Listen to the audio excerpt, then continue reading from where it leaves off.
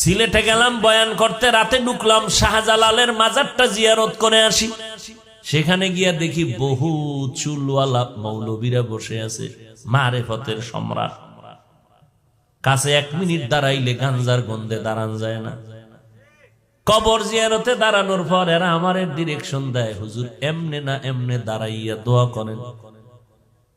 মনে চায় রে জুতা দিয়া বাড়ি দিয়া জিগাইতাম, কোরআন হাদিস পড়ছি আমরা, জিয়ারতের নিয়ম শিখাও তুই গাঞ্জা করে।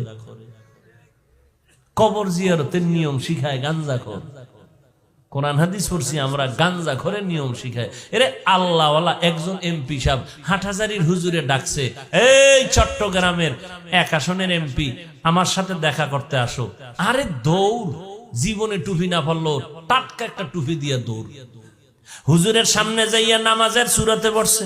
হুজুরকে এমনি শান্তভাবে আসন দিয়ে বসে, না